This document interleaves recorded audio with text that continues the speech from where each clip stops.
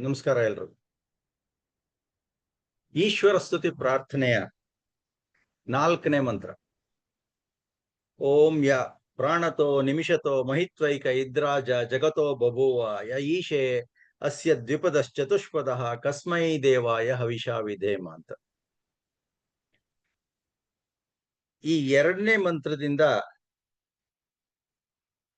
3, 4,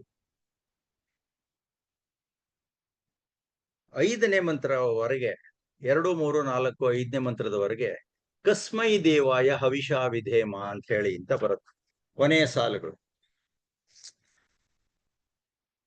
ಅದಕ್ಕೆ ಹೆಚ್ಚಿನದಾದಂತಹ ಮಹತ್ವವನ್ನ ಒತ್ತನ್ನ ಕೊಟ್ರೆ ಅದು ಅರ್ಥಪೂರ್ಣವಾಗಿರುತ್ತೆ ಅಂತ. ಈಗಾಗಲೇ ಕಳೆದ ಮಂತ್ರವನ್ನ ಹೇಳುವಾಗ, ಅದರ ಅರ್ಥವನ್ನ ಹೇಳುವಾಗ,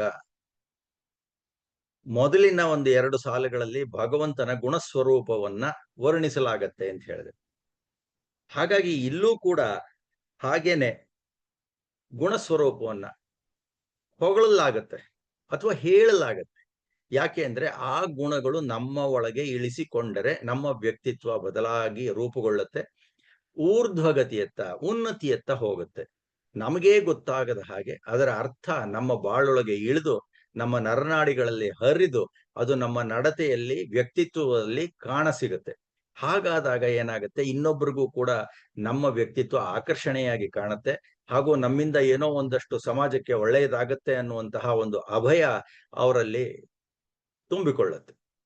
ಹಾಗಾಗಿ ನಾವು ಇಂತಹ ಗುಣಗಳನ್ನ ಭಗವಂತನಿಗೆ ಆರೋಪಿಸ್ತೀವಿ. ಅದರಲ್ಲಿ ಭಗವಂತನಂತೆ ಸರ್ವಜ್ಞ ಸರ್ವಶಕ್ತ ಆಗಲಾರದಿದ್ದರೂ ಕೂಡ ಒಂದು 50%, 60% ತನಕ ನಾವು ಪ್ರತಿಶತ ಅಷ್ಟು 50-60% ಹಾಗೆ ನಾವು ನಮ್ಮ ವ್ಯಕ್ತಿತ್ವವನ್ನ ರೂಪಿಸ್ಕೊಳ್ಬೋದು. ದಯಾಮಯ ಕರುಣಾಳು ಅಂತೀವಿ. ನಾವು ದಯೆಯಿಂದ ಕೂಡಿದವರಾಗ್ಬೋದಲ್ವ, ನಾವು ಕರುಣೆಯನ್ನು ತೋರಿಸಬಹುದಲ್ವ. ಸರ್ವಶಕ್ತ, ಭಗವಂತನಂತೆ ಸರ್ವಶಕ್ತ ಆಗಲ್ದೇ ಇರಬಹುದು, ಆದ್ರೆ ನಮಗೂ ಒಂದಷ್ಟು ಶಕ್ತಿ ಇದೆಯಲ್ಲ, ಆ ಶಕ್ತಿಯನ್ನ ಉಪಯೋಗಿಸ್ಕೊಂಡು, ಆ ಯುಕ್ತಿಯನ್ನ ಉಪಯೋಗಿಸ್ಕೊಂಡು ನಮ್ಮ ದೇಶಕ್ಕೆ ನಮ್ಮ ಸಮಾಜಕ್ಕೆ ಏನಾದ್ರೂ ಕೊಡುಗೆಯನ್ನು ಕೊಡಬಹುದಲ್ವಾ ಅಂತ ಹೇಳಿದ್ದ. ಭಗವಂತ ಇಷ್ಟೆಲ್ಲಾ ಸೃಷ್ಟಿಯನ್ನ ಮಾಡಿ ಎಲ್ಲವನ್ನು ಉಚಿತವಾಗಿ ಅಗಾಧ ಪ್ರಮಾಣದಲ್ಲಿ ಕೊಟ್ಬಿಟ್ಟಿದ್ದಾನೆ. ಈಗ ನೋಡಿ ನೀವು, ಪೃಥ್ವಿ, ಭೂಮಿ, ಮಣ್ಣು ಅಂತಂತೀವಿ, ಆದ್ರೆ ಆ ಮಣ್ಣು ಅದು ಎಷ್ಟು ಎಂತಹ ಒಂದು ಜೀವವನ್ನು ಉತ್ಪಾದಿಸುವಂತಹ ಶಕ್ತಿ ಇದೆ ಅಂದ್ರೆ ಬೆಳೆ ಬೆಳಿಬಹುದು, ಖನಿಜಗಳು ಅದರಲ್ಲೇ ಇದೆ, ನೀರು ಕೂಡ ಅದರಲ್ಲೇ ಇದೆ, ಎಲ್ಲವೂ ಕೂಡ ನಮಗೆ ಸಿಗುತ್ತೆ. ಗಾಳಿ ಇಲ್ದಲೆ ನಾವು ಬದುಕೋಕೆ ಆಗಲ್ಲ.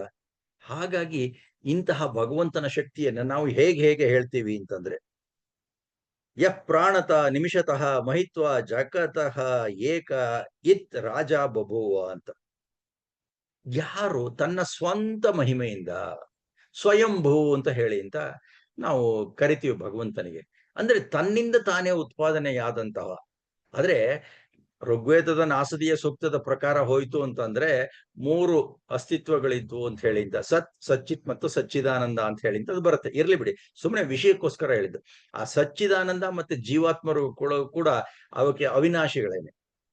ಯಾವುದು ಜಡನೂ ಅಷ್ಟೇನೆ. ಈಗ ಮಣ್ಣೆ ಆಗ್ಲಿ, ಗಿಡವೇ ಆಗ್ಲಿ, ಮರವೇ ಆಗ್ಲಿ, ಖನಿಜವೇ ಆಗ್ಲಿ, ಕಬ್ಬಿಣವೇ ಆಗ್ಲಿ, ಏನೇ ಆಗ್ಲಿ, ನೀರೇ ಆಗ್ಲಿ, ಅದು ಆ ಚಕ್ರದಲ್ಲಿ ಹಾಳಾಗ್ತಾ ಇರುತ್ತೆ ಮತ್ತೆ ಉತ್ಪತ್ತಿ ಆಗ್ತಾ ಇರುತ್ತೆ. ಹಾಗೆ ಹೋಗ್ತಾ ಇದೆ. ಅದು ಜಗತ್ತಿನ ಸೃಷ್ಟಿಯ ನಿಯಮ ಕೂಡ ಹಾಗೇನೆ. ಹಾಗಾಗಿ ತನ್ನ ಸ್ವಂತ ಮಹಿಮೆಯಿಂದ ಈ ಒಂದು ಸೃಷ್ಟಿಯ ಪಾಲನೆಯನ್ನ ಮಾಡ್ತಾ ಇರುವಂತಹ, ಹಾಗೂ ಪ್ರಾಣತೋ ನಿಮಿಷತೋ ಅಂತಂದ್ರೆ ಉಸಿರಾಡುವ ರೆಪ್ಪೆ ಕಣ್ಣು ಮುಚ್ಚುವಂತಹ ಜೀವಲೋಕ ಇದೆಯಲ್ಲ, ನಮ್ಗೆಲ್ಲ ನಾವು ಕಣ್ಣು ಮುಚ್ತೀವಲ್ವ, ಉಸಿರಾಡ್ತಾ ಇದೀವಲ್ವ ಜೀವಾತ್ಮರುಗಳು, ಅಂತವರಿಗೆಲ್ಲಾರ್ಗೂ ಕೂಡ ಏಕಮೇವ ರಾಜನಾಗಿದ್ದಾನೋ ಅಂತ ಹೇಳಿದ್ದ. ಅವನೇ ಅಷ್ಟೇ, ಅವನು ಭೂಪತಿನೋ ಸರ್ವಾಧಿಪತಿನೂ ಅವನೇ ಅಂತ ಹೇಳಿ ಅಂತ ನಾವು ತಿಳ್ಕೊಂಡಿದೀವಿ. ಹಾಗಾಗಿ ಯಹ ಅಸ್ಯ ದ್ವಿಪದಃ ಚತುಷ್ಪದಃ ಈಶೆ, ಯಾರು ಈ ದ್ವಿಪಾದ ಚತುಷ್ಪಾದ ಜೀವರಾಶಿಯ ಶಾಸನವನ್ನು ಮಾಡ್ತಾನೋ, ಅವುಗಳ ಬಾಳುವಿಕೆಗೆ ಕಾರಣನಾಗಿದ್ದಾನೋ, ಅವು ಸುಖ ಸಂತೋಷದಿಂದ ಇರುವಂತೆ ಮಾಡಿದಾನೋ, ಅಂತಹ ಭಗವಂತನಿಗೆ ಕಸ್ಮೈ ದೇವಾಯ ಹವಿಷಾ ವಿಧೇಮ ಅಂತ. ಭಗವಂತ ಅಕಸ್ಮಾತ್ ಈ ಎಲ್ಲಾ ಸೃಷ್ಟಿಯನ್ನ ಮಾಡದಲ್ಲೇನೆ ಹಾಗೆ ಬಿಟ್ಬಿಟ್ಟಿದ್ರೆ, ಯಾವ ಶಾಸನವನ್ನು ಮಾಡದೇ ಇದ್ದಿದ್ರೆ, ಅಕಸ್ಮಾತ್ ಶಾಸನವನ್ನ ಮಾನವ ಉಲ್ಲಂಘಿಸಿದರೂ ಕೂಡ ಅದು ತನಗೆ ತಾನೇ ಸರಿಪಡಿಸಿಕೊಳ್ಳುವಂತಹ ಒಂದು ಕ್ಷಮತೆ ಇದೆ. ಬಿರುಗಾಳಿ ಬರುತ್ತೆ, ಪ್ರವಾಹ ಬರುತ್ತೆ, ಚಂಡಮಾರುತ ಬರುತ್ತೆ, ಭೂಕಂಪ ಆಗತ್ತೆ, ಸುನಾಮಿ ಬರುತ್ತೆ, ಪರ್ವತ ಕೆಳಗೆ ಇಳಿಯುತ್ತೆ, ಹೀಗೆಲ್ಲ ಆಗತ್ತೆ. ಇವೆಲ್ಲ ಯಾತಿಕ್ಕೆ ಅಂತಂದ್ರೆ ಈ ಒಂದು ಸೃಷ್ಟಿ ತನಗ ತಾನೇ ಸಮತೋಲನವನ್ನ ಕಾಪಾಡಿಕೊಳ್ಳಕ್ಕೆ ಆಗುವಂತಹದ್ದು. ಇವೆಲ್ಲ ಸೃಷ್ಟಿಯ ನಿಯಮಗಳು. ಅಯ್ಯೋ ಆಯ್ತಲ್ಲ ಭೂಕಂಪ ಅಂತಂದ್ರೆ ಏನೋ ಕಾರಣ ಇರುತ್ತೆ ಅದಕ್ಕೆ. ಅಥವಾ ಇದೊಂದು ಹಾಗೇನೆ, ಈ ಸೃಷ್ಟಿನೇ ಹಾಗೆ. ಎಲ್ಲೋ ಭೂಕಂಪ ಆಗತ್ತೆ, ಒಂದು ದ್ವೀಪ ಮುಳುಗುತ್ತೆ, ಇನ್ನೊಂದು ದ್ವೀಪ ಏಳತ್ತೆ. ಹೀಗೆಲ್ಲ ಆಗ್ತಾ ಇರುತ್ತೆ. ಮೊದಲು ಅಖಂಡ ಭೂಖಂಡ ಅಷ್ಟನ್ನು ಸೇರಿತ್ತು ಅಂತಿತ್ತು. ಇವಾಗ ಆಫ್ರಿಕಾದಿಂದ ಅಮೆರಿಕಾದೆಲ್ಲ ದೂರ ಹೋಯ್ತು, ಜಪಾನ್ ದೂರ ಹೋಯ್ತು, ಹೀಗೆಲ್ಲ ಆಗಿದೆ. ಅದೆಲ್ಲ ಬಿಡಿ. ಕಳೆದ ಸುನಾಮಿಯಲ್ಲಿ 2011 ಬಂದಿದ್ರಲ್ಲಿ ನಮ್ಮ ಇಂದಿರಾ ಪಾಯಿಂಟ್ ಅಂತ ಹೇಳಿದ್ದ ಅಂಡಮಾನ್ ಹತ್ರ ಇತ್ತು, ಅದು ಮುಳುಗೋಯ್ತು. ಆ ಕಡೆ ಜಪಾನ್ ಮತ್ತು ಚೀನಾದ ಮಧ್ಯೆ ಅಲ್ಲೊಂದು ದ್ವೀಪ ಹೇಳ್ತು. ಇದೇ ಮುಳುಗು ಅಲ್ಲಿ ಹೇಳ್ತೋ ಅಥವಾ ಇನ್ನೇ ಅದೇನೋ ಹೊಸದಾಗ ಬಂತೋ ಗೊತ್ತಿಲ್ಲ. ಹೀಗೆಲ್ಲ ವಿಚಿತ್ರಗಳು ನಡೀತಾ ಇರುತ್ತೆ. ಹಾಗಾಗಿ ಇದೆಲ್ಲ ನಡೀತಾ ಇರುವಂತಹದ್ದು ವಿಚಿತ್ರ ಅಂತ ಹೇಳಿ ಅಂತ ಅನ್ಸುತ್ತೆ. ಅಂತಹ ಅದನ್ನೆಲ್ಲ ಪಾಲನೆ ಮಾಡ್ತಾನೆ ಸೃಷ್ಟಿಯ ನಿಯಮಗಳನ್ನ. ಇದು ನಮ್ಮದು ಒಂದು ಸೌರಮಂಡಲದಲ್ಲಿ ಒಂದು ಪೃಥ್ವಿ. ಇಂತಹ ಎಷ್ಟು ಸೌರಮಂಡಲ ಇದೆಯೋ, ಎಷ್ಟು ಪೃಥ್ವಿಗಳಿದೆಯೋ, ಅದೆಷ್ಟು ಲೋಕಗಳಿದೆಯೋ ಗೊತ್ತಿಲ್ಲ ನಮಗೆ.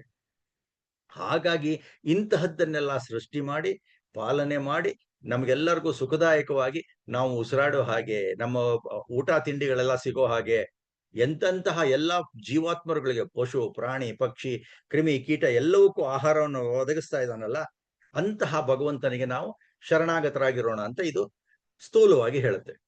ಯೋಚನೆ ಮಾಡೋಣಂತೆ. ಸೂರ್ಯನೇ ಇಲ್ಲದೆ ಇದ್ರೆ ಈ ಸಮಗ್ರ ಪ್ರಪಂಚ ಕಾರ್ಯನಿರ್ವಹಿಸಲು ಸಾಧ್ಯ ಆಗ್ತಿತ್ತ? ಸೂರ್ಯ ಇಲ್ದಲೆ ಈ ಜಗತ್ತೇ ಇಲ್ಲ. ಅಂದ್ರೆ ಅಂತಹ ಒಬ್ಬ ಬೇಕು ಅಂತ ಹೇಳಿಂತ. ಅದು ಸೂರ್ಯನ ಶಕ್ತಿ ಹೇಗಿದೆ ನೋಡಿ. ಇವಾಗೆಲ್ಲ ಬೇಸಿಗೆ ಕಾಲ ಬಂತು, 35-40 ಡಿಗ್ರಿ ಸೆಂಟಿಗ್ರೇಡ್ ಇದೆ, ಎಲ್ಲದೂ ಇದೆ. ಅದು ಒಂದು ಬೀಜವನ್ನ ಸುಡುವಂತಹ ಬಿಸಿಲಿನಲ್ಲಿ ಇಡಿ, ಅದನ್ನ ಮತ್ತೆ ಭೂಮಿ ಒಳಗೆ ಹಾಕಿ ಹುಟ್ಟುತ್ತೆ.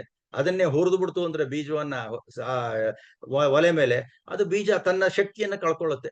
ಇಂತಹ ಸೃಷ್ಟಿ ಇದೆಯಲ್ಲ ನಿಜವಾಗ್ಲೂ ಆಗಿದೆ. ಹಾಗಾಗಿ ತನ್ನ ಸ್ವಂತ ಮಹಿಮೆಯಿಂದ ಇಂತಹ ಜೀವಾತ್ಮರುಗಳಿಗೆ, ಈ ದ್ವಿಪಾದ ಚತುಷ್ಪಾದ ಪ್ರಾಣಿಗಳಿಗೆಲ್ಲವೂ ಕೂಡ ಆಶ್ರಯವನ್ನ, ಊಟವನ್ನ ಕರುಣಿಸಿದಾನಲ್ಲ, ನಿಜವಾಗ್ಲೂ ಅಂತಹ ಭಗವಂತನಿಗೆ ನಾವು ಕೈ ಮುಗಿಬೇಕಲ್ವಾ ಅಂತ ಹೇಳಿದ್ದ. ಇನ್ನೊಂದು ಅಂಶ ಇದರಲ್ಲಿ ಈ ಮಂತ್ರದಲ್ಲಿ ಸುಪ್ತವಾಗಿ ಅಡಗಿ ಕೂತಿದೆ. ಪ್ರಾಣವನ್ನ ಕೊಡುವಂತಹ ಶಕ್ತಿ ಇನ್ಯಾರಿಗಿದೆ? ಸ್ವಲ್ಪ ಯೋಚನೆ ಮಾಡೋಣಂತೆ. ಅದು ಭಗವಂತನನ್ನೊಬ್ಬನನ್ನು ಬಿಟ್ಟು ಇನ್ಯಾವ ಜೀವಾತ್ಮನ ಹತ್ತಿರವೂ ಇಲ್ಲ. ಆಗಲೇ ಹೇಳಿದ ಹಾಗೆ ಗಂಡು ಹೆಣ್ಣು ಸೇರಿದರೆ ಒಂದು ಮಗು ಹುಟ್ಟಬಹುದು, ಆದ್ರೆ ಅದ್ರೊಳಗೆ ಜೀವ ಹೇಗೆ ಬಂತು? ಹಾಗಾದ್ಮೇಲಿಂದ ನಮಗೆ ಪ್ರಾಣವನ್ನ ಕೊಡುವಂತಹ ಶಕ್ತಿ ಇಲ್ಲದೆ ಇದ್ಮೇಲಿಂದ ನಾವು ಇನ್ನೊಂದು ಪ್ರಾಣಿಯನ್ನ ಅಥವಾ ಇನ್ನೊಂದರ ಜೀವಾತ್ಮರ ಪ್ರಾಣವನ್ನ ತೆಗೆಯುವಂತಹದ್ದು ನಮ್ಮ ಪರಿಧಿಯಲ್ಲಿ ಇಲ್ಲ. ಪ್ರಕೃತಿಯನ್ನ ನೋಡಿದಾಗ ಬೆಕ್ಕು ಇಲಿಯನ್ನ ತಿನ್ನುತ್ತೆ, ಹುಲಿ ಜಿಂಕೆಯನ್ನ ತಿನ್ನುತ್ತೆ, ಇವೆಲ್ಲ ಪ್ರಕೃತಿ ಸಹಜ. ಆದ್ರೂ ಕೂಡ ಆ ಪ್ರಾಣಿಗಳೆಲ್ಲವೂ ಸ್ವಾಭಾವಿಕ ಜ್ಞಾನದಿಂದ ಇರುತ್ತೆ. ಆದ್ರೆ ಮಾನವ ಮಾತ್ರ ನೈಮಿತ್ತಿಕ ಜ್ಞಾನದಿಂದ ಇರ್ತಾನೆ. ಹಾಗಾಗಿ ಇನ್ನೊಂದು ಜೀವವನ್ನ ಕೊಲ್ಲೋದು ಅದು ಅಹಿಂಸೆಯಿಂದ ಇರಬೇಕು. ಕೊಲ್ಲೋದು ಹಿಂಸೆ ಅಂತ ಅನ್ಸುತ್ತೆ, ಪಾಪ ಅಂತ ಅನ್ನಿಸ್ಕೊಳ್ಳುತ್ತೆ. ಹಾಗಾಗಿ ಅಕಸ್ಮಾತ್ ಕೇಳ್ಬೋದು ನೀವು, ಭಗವಂತನಿಗೆ ಈ ಶಕ್ತಿ ಎಲ್ಲಿಂದ ಬಂತು ಅಂತ ಹೇಳಿ ಅಂತ. ಅವನು ಆಮ್ನಿಪೋಟೆಂಟ್, ಸರ್ವಶಕ್ತ, ತನ್ನ ಶಕ್ತಿಯಿಂದನೇ ಬೆಳಗುವಂತವನು. ಸೂರ್ಯ ಉರಿತಾ ಇದ್ದಾನೆ, ನಾವು ಭಗವಂತ ಸೂರ್ಯ ಅಂತ ನಮಸ್ಕಾರ ಮಾಡ್ತೀವಿ. ಯಾವುದರಿಂದ ಹೇಗೆ ಉರಿತಾ ಇದ್ದಾನೆ? ಎಲ್ಲಿಂದ ಬಂತು ಶಕ್ತಿ? ಇಷ್ಟು ವರ್ಷ ಆದ್ರೂ ಅದೇ ತರ ಇದಾನಲ್ಲ. ಅಕಸ್ಮಾತ್ ನೋಡಿ, ಈಗ ಸೂರ್ಯ ಅದೆಷ್ಟೋ ಕಿಲೋಮೀಟರ್ ದೂರದಲ್ಲಿದ್ದಾನೆ. ಬೆಳಕಿನ ವೇಗ 3 ಲಕ್ಷ ಕಿಲೋಮೀಟರ್ ಪರ್ ಸೆಕೆಂಡ್. ಅಲ್ಲಿಂದ ಬರುವಾಗ ಅಕಸ್ಮಾತ್ ಏನಾದ್ರು ಸೂರ್ಯ ನಮ್ಮ ಹತ್ರ ಇದ್ದಿದ್ರೆ ನಾವು ಈ ಕಣ್ಣುಗಳಿಂದ ನೋಡಕ್ ಆಗ್ತಾ ಇರ್ಲಿಲ್ಲ. ಭಗವಂತ ಅದೆಷ್ಟು ಬುದ್ಧಿವಂತ ನೋಡಿ, ಅಲ್ಲೆಲ್ಲೋ ಇಟ್ಟಿದ್ದಾನೆ, ಆದ್ರೂ ಕೂಡ ಬೆಳಕು ಶಾಖ ನಮ್ಮನ್ನ ತಡೆಯುತ್ತಲ್ವಾ ಅಂತ ಹೇಳಿ ಅಂತ. ಹಾಗಾಗಿ ಈ ಮಣ್ಣಿನಲ್ಲಿ ಜೀವಾತ್ಮ ಹುಟ್ಟುತ್ತೆ, ಸಾಯತ್ತೆ. ಭಗವಂತ ಎಲ್ಲರಿಗೂ ಅಷ್ಟೇನೆ ಎಂತ ಸಾಕಿ ಸಲುಹುವಂತಹ ಒಂದು ಅತ್ಯದ್ಭುತವಾದಂತಹ ಸೃಷ್ಟಿಯನ್ನ ಬಹಳ ಆಲೋಚನೆ ಮಾಡಿ, ಅದೆಷ್ಟು ಬ್ಲೂ ಪ್ರಿಂಟ್ ಮಾಡಿದಾನೋ ಏನೋ ಭಗವಂತ, ಅದೆಷ್ಟು ಪ್ರಯೋಗ ಮಾಡಿದಾನೋ ಏನೋ. ಹಾಗಾಗಿ ಇಂತಹ ಅತ್ಯುತ್ತಮ ಕಾರ್ಯವನ್ನ ಮಾಡಿದಾನಲ್ಲ, ಆ ಭಗವಂತನ ಮಟ್ಟಕ್ಕೆ ನಾವು ಕಾರ್ಯವನ್ನ ಮಾಡಕ್ ಆಗದೇ ಇದ್ರು ಎಷ್ಟೋ ಅಷ್ಟು ಒಳ್ಳೆಯ ಕೆಲಸವನ್ನು ಮಾಡಿ ಆ ಕೆಲಸದಿಂದ ಭಗವಂತನಿಗೆ ಸಮರ್ಪಿತರಾಗೋಣ ಅಂತ ಹೇಳ್ತಾ ನನ್ನ ಮಾತಿಗೆ ವಿರಾಮವನ್ನು ನೀಡುತ್ತೇನೆ. ಧನ್ಯವಾದ ಹಾಗೂ ನಮಸ್ಕಾರ.